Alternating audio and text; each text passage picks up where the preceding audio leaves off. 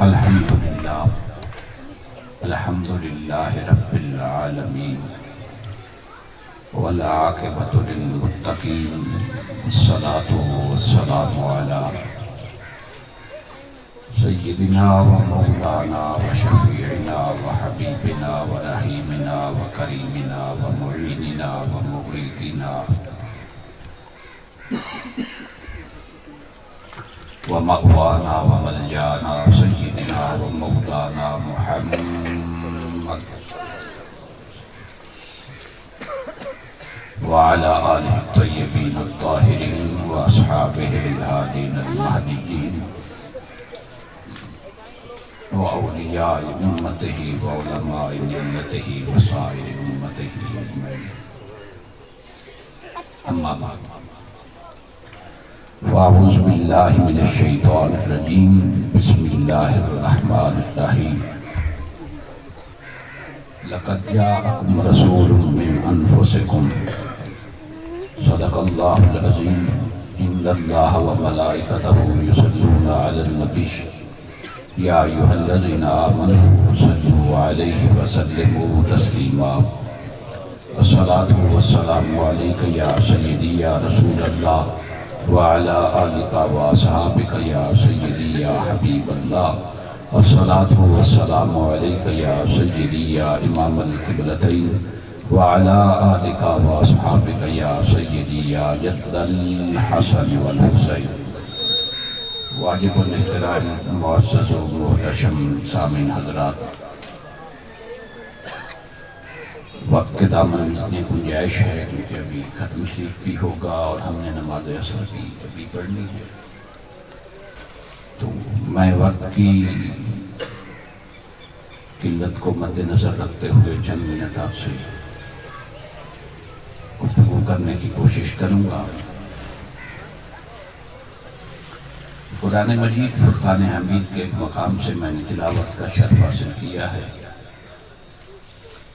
اس مقام پر رب ذوالجلال امت محمدیہ سے خطاب فرماتا ہے، اور اس خطاب میں آقا دو جہاں صلی اللہ علیہ وآلہ وسلم کی شان بیان فرماتا ہے۔ خطاب امت محمدیہ سے ہے اور شان مصطفیٰ بیان کی جا رہی ہے۔ اس آیہ کریمہ پر میں 2-4 منٹ گفتگو کر کے پھر، کیونکہ آج تو بطور خاص معراج بیان کی جانی چاہیے، 2-4 نکات معراج کے حوالے سے عرض کر کے میں بات کلوز کر لوں گا۔ رب ذوالجلال نے ارشاد فرمایا، لقد جاءکم رسول من انفسکم، تحقیق تمہارے پاس ایک رسول مکرم صلی اللہ علیہ وآلہ وسلم تشریف لائے، من انفسکم، جو تم میں سے ہی ہیں، تمہاری جانوں میں سے ہیں۔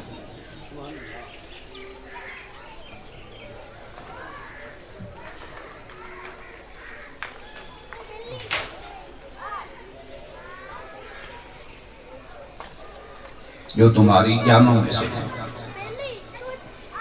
قرآن مجید فرقان حمید کی بہت ساری قراتیں ہیں، اگر کوئی قاری بیٹھا ہو تو ان قراتوں میں سے ایک قرات شاذابی ہے،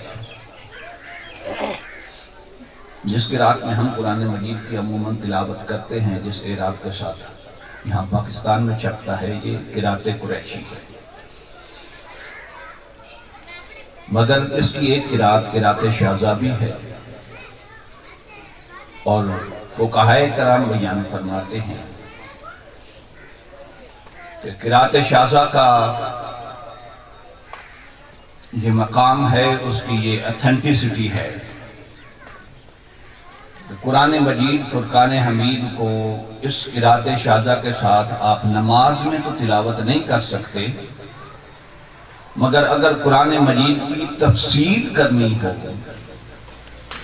تو تفسیر القرآن کا سب سے اتھینٹک سورس قرات شاذہ ہے۔ یعنی قرآن مجید کی اگر کسی آیہ کریمہ کی بھی تفسیر اگر حدیث سے کی جائے تو اسے کہیں گے تفسیر القرآن بالحدیث، تفسیر القرآن بالحدیث کہیں گے، اور اس سے اوپر والا درجہ قرات شاذہ کا ہے۔ یعنی قرآن مجید کی کسی آیہ کریمہ کی تفسیر اگر قرأت شاذہ کے ساتھ کی جائے تو اسے تفسیر القرآن بالقرآن کہتے ہیں، تفسیر القرآن بالقرآن کہتے ہیں۔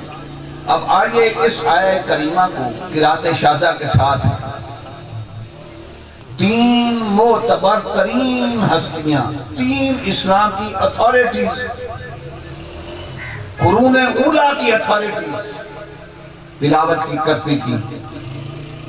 کون؟ ان میں سے ایک مولا کائنات سیدنا علی المرتضیٰ علیہ السلام، ایک ام المؤمنین حضرت عائشہ صدیقہ رضی اللہ تعالی عنہا، اور ایک سید نساء العالمین سیدہ فاطمہ الزہرا سلام اللہ علیہ۔ اب یہ تین شخصیات اتنی بڑی اتھارٹیز ہیں کہ قرآن کریم پر ان کی تفسیر کو یا ان کے کسی اپنے قول کو کوئی عقل سلیم رکھنے والا شخص آج تک ریجیکٹ نہیں کر سکا، اس پر کوئی اعتراض نہیں کر سکا۔ وہ کس طرح تلاوت کرتے تھے کہ لَقَدْ جَاءَكُمْ رَسُولٌ مِّنْ أَنفُسِكُمْ، قرأت شاذہ کے ساتھ لفظ أَنفُسِكُمْ، تحقیق تمہارے پاس ایک رسول مکرم صلی اللہ علیہ وآلہ وسلم تشریف لائے جو تم سب میں سے نفیس ترین ہستی، نفیس ترین ہستی ہے۔ اب کسی کو نفاست کا معنی ہی نہ آتا ہو تو شان مصطفیٰ کیا جائے، کسی کو پتہ ہی نہ ہو کہ نفاست کسے کہتے ہیں، نفاست کہتے ہیں انسان کی زندگی کا ہر پہلو، کردار میں، گفتار میں، چال میں، حسن و جمال میں، ولادت سے لے کر وصال تک جس ہستی کا ہر پہلو اتنا روشن ہو، اتنا یا ہو کہ کائنات کا کوئی دانشور، کوئی محقق اس پر انگلی نہ اٹھا سکے، ایسے کردار کی مالک ہستی کو نفیس کہتے ہیں۔ یہ نہیں کہ زندگی کا ایک پہلو تو روشن ہو، نفیس ہو، اور باقی ساری زندگی کے پہلو تاریک ہو، اسے نفاست نہیں کہتے۔ اب ذرا دیکھیے رب ذوالجلال نے فرمایا، میں ایک مثال عربی سے عرض کر دوں آپ کے سمجھانے کے لیے، میں خود طالب علم ہوں، صاحبزادہ صاحب تشریف فرمائے میرا سبق ہوگا۔ جیسے عالم کہتے ہیں نا علم رکھنے والے کو، عالم کہتے ہیں علم رکھنے والے کو، اس سے سپرلیٹیو ڈگری مبالغہ جو ہے اعلم ہے، اور عالم کہتے ہیں اس عالم کو جس جیسا کائنات میں علم رکھنے والا کوئی ہے۔ اسی طرح نظیف کہتے ہیں صاف اور ستھرے کو عربی میں، اور انظف کہتے ہیں ایسا شخص جس میں اتنی صفائی، اتنی پاکیزگی ہو کہ کائنات میں اس جیسا پاکیزہ کوئی نہ ہو۔ اسی طرح طاہر بھی کہتے ہیں، طاہر بھی کہتے ہیں پاکیزہ کو، اور اطہر کہتے ہیں اس شخص کو جس کی طہارت اتنی زیادہ ہو، جس میں طہارت کہ کائنات کے سارے طاہر مل کر ساری طہارتیں مجتمع کر کے اس کے کسی ایک پہلو کا مقابلہ نہ کر سکے، اسے اطہر کہتے ہیں۔ نعرہ تکبیر، نعرہ رسالت، نعرہ رسالت، نعرہ تحقیق، نعرہ حیدری۔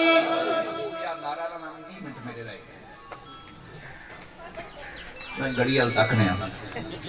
نالائق آدمی کہتا ہے نا ذرا جلدی وقت بھی ختم ہو جائے۔ اب نفیس کہتے ہیں جس کی زندگی کا ہر پہلو روشن ہو، اور انفس کہتے ہیں کہ ساری کائنات کے نفیس ملا کر اور ساری کائنات کی نفاستیں ملا کر جس کے قدموں کی دھول کے برابر نہ ہو، اسے انفس کہتے ہیں۔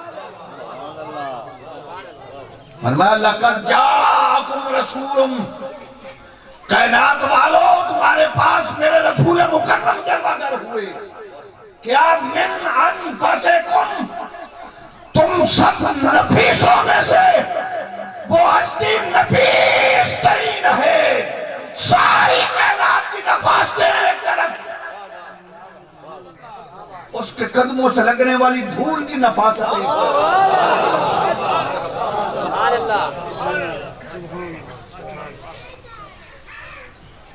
پھر ایک رات معراج کی آتی ہے رب ذوالجلال جبریل کو بھیجتا ہے کتنی باتیں کر سکا مزے کی اللہ رب العزت جبریل کو بھیجتا ہے کہ جبریل جا محبوب کو بلا کے لا اور جا کے کہنا کہ یا رسول اللہ آج رات اللہ پاک آپ کا منتظر ہے اسی طرح حدیث ہے آج رات اللہ پاک آپ کا منتظر ہے اچھا ساتھ یہ کنڈیشن لگا دی کہ جبریل اگر وہ آرام کر رہے ہوں محو استراحت ہوں تو بیدار نہیں کرنا آواز دے کے بیدار نہیں کرنا اب جبریل امین چلے مصطفیٰ کریم کو لینے دو روایات ہیں ایک روایت کے مطابق آقا علیہ السلام حضرت ام ہانی کے گھر آرام فرما تھے ایک روایت کے مطابق آقا علیہ السلام حرم کعبہ میں آرام فرما تھے جہاں بھی تھے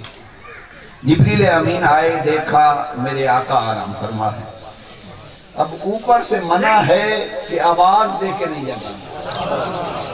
یا کوئی چودھری کوئی ایم پی اے کوئی ایم این اے کوئی وزیر مشیر